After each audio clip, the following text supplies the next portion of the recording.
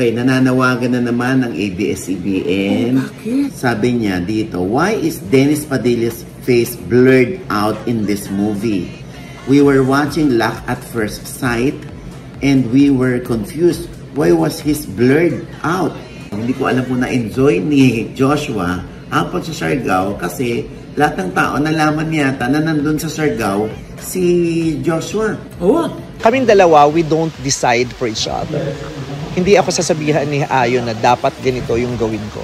Ako din sa kanya, hindi ko sasabihin na dapat ganito yung gawin. Nakakaloka, mamaloy. Inokra yung tote bag merch ng Bini na ibinibenta sa halagang 199 pesos. Mukha raw trapal. Ito na ang latest, kaya tumutok ka na, dali. Ito na nga! Ito na ang mga marites, kaya i-chika mo na, dali. Ito na ang latest! La la la la la la, i-chika mo na, dali. Ito na ang latest! La la la la la la, i-chika mo na, dali. Ito na ang latest! Hello mga ka-apik, ito po ang inyong mga link. Ito po si Mama Loy! At ito naman po si Papa O, si Tias, ano pa nga ba? Ang lagi niyong inihirit sa amin. Kaya i-chika mo na, dali. La la la la la la la la, ichichika na namin dali. Ayan. Tapos na magbakasyon yung kanta natin. Oo nga, syempre. Aba syempre palaos na ang labubo. Ha? Nasa likod pa rin natin. Ha? Ano? Kala ko labubo. Kala ko live labubo. Ha? Naku, labubo tuloy ako. Ha? Ang cute naman pala ni Rena. Oo nga. Ba't ba isabit sa bag? Oo. Pwede, no? Kaya lang baka sabihin, ang cheap naman ng bag mo. Ha? Bakit? Bakit may dumi? Ha?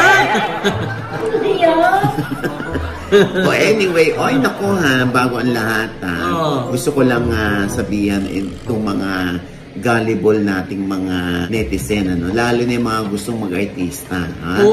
Okay, nananawagan na naman ng ABS-CBN na sana ay huwag magpapapaniwala sa mga tumatawag sa inyo, lalo na yung nasa Telegram.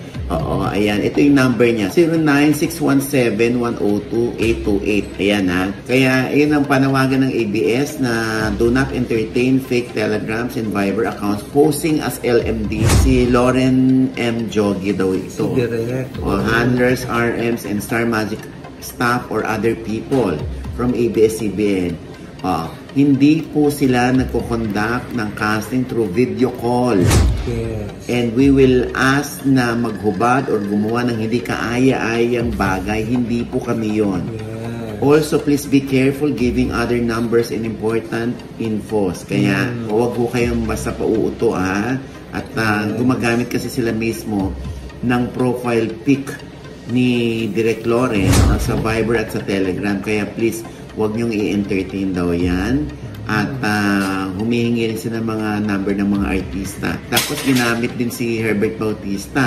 Ipinalitan din ng kanyang profile pic. Same number, iniiba-iba lang yung picture, yung profile pic. Kaya, basta ayan po yung number, ha? Kaya wag po kayong pa-uuto dyan, ha? Ang number ko na tawagan ninyo, pag gusto nyo namang manood sa District 1, sa J Heart Music. Yes. Ayan po, yan. Yan. Legit yan sa District 1. Yung mga hindi nakapanood nung nakaraang buwan, ito na pong pagkakataon ninyo. Pwede nyo na pong mapanood ulit ang J Heart. 1,000 lang naman ticket sa District 1. Ayan po ang number. Yes. Magpa-reserve na kayo dahil limited seats lang yan. Anyway, so ito na nga. Nakapanood ka na ba ng pelikula na naka-blur yung mukha? Kasi hindi makikita pero kilala mo kung sino. Sino? Ba't naman, di ba, kinuha ang artista, tapos, binlur yung mukha sa pelikula. Bakit nga? Ano nangyari? Ito nga. So, meron sa Reddit nakuha natin ito. Ayan binabanggit namin galing sa Reddit. Sabi niya dito, why is Dennis Padilla's face blurred out in this movie? We were watching Luck at First Sight, and we were confused. Why was his blurred out? hindi naman worth seeing yung mukha niya, pero curious lang. Ha ha ha. So nakakaloka ito, no? Eto nga, Loy, may mga comments. Oh. Di ba binablur minsan sa news or sa movies yung brand ng product or clothes? So baka sa case ni Dennis, merong disagreement post-production. And they need to comply na lang to blur because of a pending legal issue or baka they didn't arrive at an agreement with the actor. Para din daw, kada air ng movie, wala siyang matatanggap na royalties kasi in essence, discredit siya. Pero still, natatawa ako kasi diretsuhan si Dennis Padilla yun. Parang first time na ako nakarinig ng ganyan. Kaya nga. At saka di ba na pag pumipirma ka ng kontrata ha, ano naman yun, tas fully paid ka na. Exactly. Wala ka ng habol, di ba? Ang artista, wala ng habol dun sa sa pelikula. Oo, ang dami mga comment, natatawa sila. Yung iba naman sabi, bakit buong mukha yung binler? So, iba naman, tulad sa Batang Quiapo, pag bloody yung scene, di ba? Ang ginagawa nila, sinesepia nila o bina-black and white nila yung screen. Para hindi makita na pula yung dugo. Parang itim lang yung dugo, ganun. Oo, kuya, hindi naman dugo yung mukha ni Dennis Bakit iba-blurred? Kaya nga, naloka ako. Natanong mo ba na si Sir Dennis? Ayun nga, Loy, nakausap ko si Dennis. Etong sabi niya. Sa atin lang din daw niya nalaman na naka-blur ang mukha niya sa 2017 Lock at First Sight movie ni na Bella Padilla at Jericho Rosales kung saan siya naman ay gumanap na tatay ni Bella Padilla dito. Honestly, hindi rin daw niya alam kung bakit naka-blur ang mukha niya. Wala raw siyang idea. Ako naman, mamaloy, no? Feeling ko, baka binlur dahil may mali sa medical procedure kung saan nakadextrose siya at pag hindi binlur ay baka ma-demonetize ng YouTube ang naturang full movie na palabas sa YT. Pero parang hindi rin dahil may mga close-up siya si Dennis na nakita ng malinaw ang mukha niya kung saan naka-oxygen siya. Anyway, si Neil Arce naman na co-producer ng Viva ay tinawagan din ni Dennis pero sabi lang daw niya kay Dennis, wala rin siyang alam. Ang alam lang ni Neil ay nasa Viva Films na ang rights ng pelikulang yon at wala na sa kanya. Ayan naman ang pahayag ni Dennis. Kasi kung gusto siyang tanggalin na dun sa storya o sa pelikula, di dapat inalis, kinap na lang lahat ng ano niya. Exactly. Kaso baka mamaya vital din yung role niya. Kaya nga. Kaso lang yung mukha tinanggal. Oo. Katulad ito, for YouTube purposes, na bawal pakita ng boobs ng lalaki. Nang wala sa dagat. O hindi nagsiswimming. Pero ganun pa man, binlearn na rin natin to. Kasi for today's video kasi, ito nga, si Joshua Garcia. Nagpunta ng Siargao. Hindi ko alam kung na-enjoy ni Joshua ang pag sa Siargao kasi lahat ng tao nalaman yata na nandun sa Siargao si Joshua. Kaya naman, ayan, lahat nagpa-picture. Ba ituwan-tuwa namang inistima, in-entertain ni Joshua Garcia, no? Pero syempre, sasabihin ng iba, wow, ang bait ni Joshua, no? Mabait naman talaga si Joshua. Kaya minsan, di ba, kala ko me time na ito. Kala ko, na pahinga muna ako. Pero pagdating pa rin doon, marami pa rin nagpa-picture sa kanya. Kaya yan, mula dun sa kanyang pagdaong, dyan, ayan, picture. Tapos, dun sa nakaupo lang siya sa buhanginan, picture. Tapos, yung lalaro ng volleyball, picture. So, kung saan siya makita dyan, picture. Kuya, kung ako kay Joshua, naku, sana bumili na din siya ng Mang Tomas dun sa Siargao. Mang Tomas na ano? Mang Tomas na sausawan, kuya. Sarsa. Bakit? Kasi kuya, ganyan din yung na-viral si naging lustre. Bumili lang ng diba? Hindi niya kailangan humawak ng Mang Tomas. Tignan mo na, anywhere he goes, ayan, nag-ano siya, talagang pinipicturean. Yung iba nasa-sexihan pa. Diba? Hindi naman nag-gym si Joshua, tignan mo naman, no? Ang daming napuputian, daming nagagandahan sa katawan ni Joshua. Pero hindi na po namin pinakita yung yung nipple. Kasi bawal. Bawal sa YouTube. Madidilaw. Ayan. Pero ang mahalaga, ayan. Diba? Ayan, na-viral naman si Joshua. Oo nga. Diba? Pero sana na-enjoy niya yung Siargao. Oo nga. Di ba minsan yan ang dilemma po ng mga artista, much as they want na pagbigyan yung mga fans, kaso nga lang, pag nag-out of town, o lalo na pag na-out of the country, di ba, minsan yun yung me time nila. Kaya nakakatuwa din naman na yung iba na, ba, talagang, is it okay? Talaga yung magpapaalam, di ba? Correct. Oo. Chef, naku, yun nga, nakakaya naman. Kasi inimbita tayo ni Louie Villaruso. Meron siyang pwesto dyan eh. Di pa tayo nakakapunta. Iniimbita tayo, Loy. Halika na, ilan ba? kayo? Sabi niya, ilan kayo? Ngayon, Pwera si Mrena. Hindi, kuya, sama. Sama. Di ba sinasabit ka lang naman sa bag? Ha? Labubo. At least madadala ka kahit saan, Mrena. Ito na nga, inimbita tayo ni Louie Villaruso. Matitest tayo nito. Kasi baka pagdating na dito, ba't walang picture? Hindi tayo si Joshua. Oo nga. Nung wala naman nagka-picture, malungkot din naman, di ba? Ayan, parang hindi nakaka-artista to. Walang sumasalubong ng mga camera. Okay na yun. Pa-picture na po kayo. Pero maganda rin po yung nagpapaalam. Kasi minsan, iba bigla na lang hihila ng artista, no? Boy nung ganyan. Diba? Sakit-sakit. Nananakit na yung iba. Nagigigil lang naman sa'yo na. Ganun ba yun? Oo.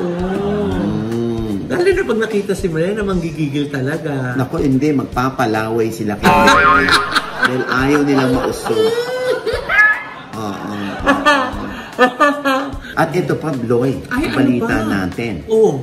Tulad ng kanyang critic post na pinag-isipan niyang mabuti, nagsalita na rin sa FB si Ayon Perez para ulitin ang paghingi ng sorry kung hindi na siya tutuloy sa pagtakbo bilang konsehal sa Concepcion, Tarlac.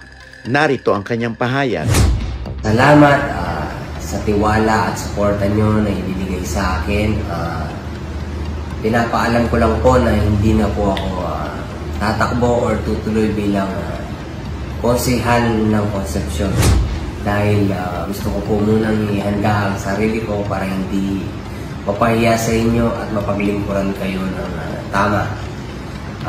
Muli po, maraming salamat po sa inyong tiwala. Paumanin po.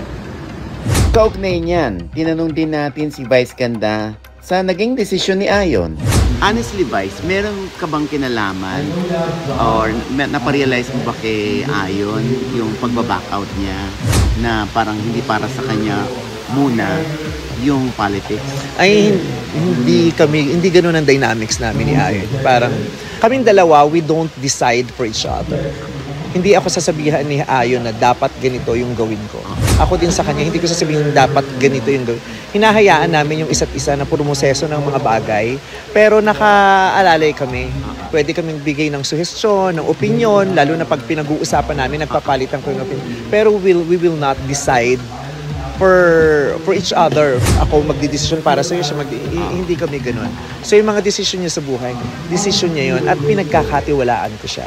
So, kanya yung decision na wag muna sumapa. Yeah. Parang, alam mo, pareho kami si Ayon kasi nasa politics ever since. Kasi siya, parang youth leader siya sa Tarlac noon pa. Youth leader siya. At saka ever since, bago pa kami magkakilala, hanggang sa nagkakilala ko, active siya sa public service sa Tarlac. Kaya siya laging nasa Tarlac. Ang dami niyang ganap. Nung sinabi niyang tatakbo siya, na may mga kumakausap sa kanya, di rin ako magtataka kung sabihin niyang tatakbo siya kasi nandoon siya noon pa active talaga siya. Pero kung sasabihin niyang hindi rin siya tutuloy, hindi rin ako magtataka. Kasi yun din siya kilala ko yung pagkatao niya na mabuti kasi puso ng asawa ko. Hindi siya mag-aaksaya ng pagmamahal at tiwala at suporta sa kanya ng mga tao.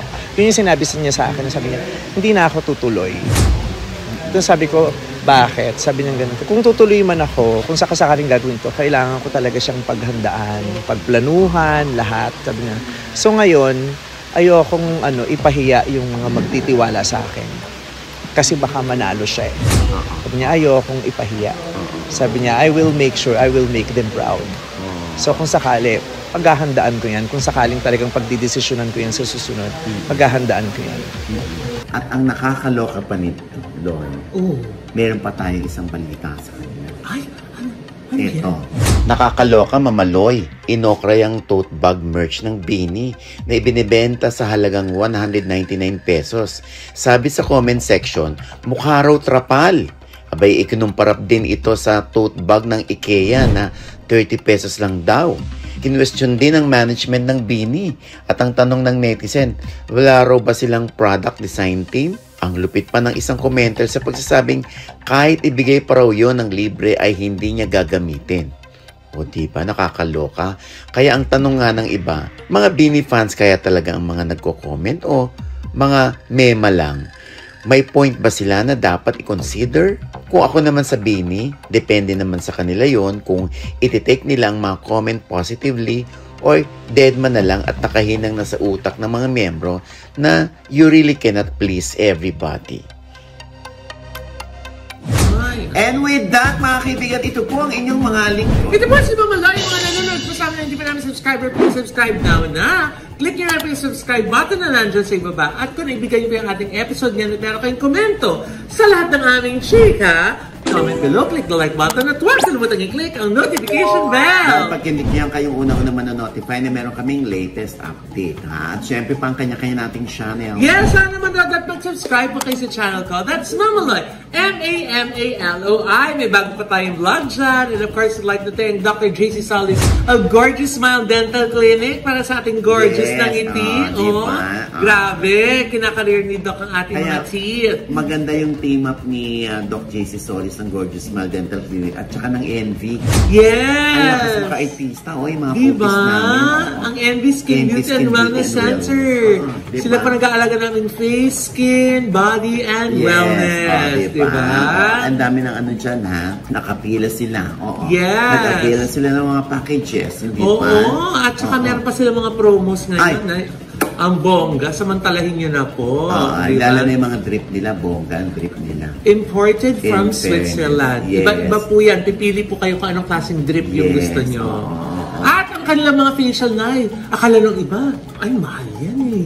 Napaka-affordable po. Nag-start po ng 1,800 yung kanilang basic na ano. At ang basic nila, marami ng add-on na. Meron ng PDT, meron ng diamond peel, may mask pa. Sangka, di ba? 1,800 lang po nagsisimula. Ayan, ikaw naman, Rena. Hello mga ka-update, papalo naman po ng aking FB page. At yung Rena po, R-E-N-A. May post ba? Wala. Meron. Meron naman eh. Parang pati siya nag-aalangan kung meron. Ewan ko sa'yo. Nakaloka ka. Siyempre, ang aking panayam naman kay controversial na mayora ng Bayambang, Pangasinan. Ay, sino? Sino pa nga ba? Kundi si Mayora Niña Jose Tiambao. Ay, naku, talagang nagpunta ka pa dyan, ha? Talagang lumuwas ako ng Bayambang para makausap ang lola ko. Sinagot niya yung tungkol doon sa mabahong mic. Sinagot niya yung tungkol doon sa brownout. Sa issue na brownout. Mag-date muna. Mag-date muna. Sa gitna ng bagyo. Ayan, sinagot niya yan. At gusto natin siyang ipakilala sa mga netizen kung anong klaseng tao si Niña Jose Tiambao. Eto. Malaking factor yon na ang asawa mo dating mayor, kaya ikaw naging mayor. Yes. Up to now, marami pa rin pong humuhusga sa amin. Ano ang particularly reason? Ayaw niya o reason? The age gap. Everyone naman na the age gap. Kasi kayo ni mayor, 30 plus? 40. 40 plus? Yes. Lalo na sa'yo, bubugbugin ka ng mga tao sa mga comment na gold digger, bobo. Kaya naman nandyan yan dahil mukhang pera. Kaartehan daw ni Niña dun sa microphone na nabahuan. Napaka-arte kong tao, which is true. Ma-arte po talaga akong tao. Inaamin ko yun. As in, maasin talaga yung mic. So, itong nakaraang post mo. Sa candlelight? Oo. Away na naman ako mga tao, ba't feeling ko wala namang mali talaga eh. Sa mga may brown out, pwede kayo mag-candlelight date ng asawa mo, pamilya mo, jowa mo habang nagdi-dinner. O, diba? And let's pray together to shoo away this bagyong Christine. Shoo away. Whoosh, whoosh. See, I don't know talaga.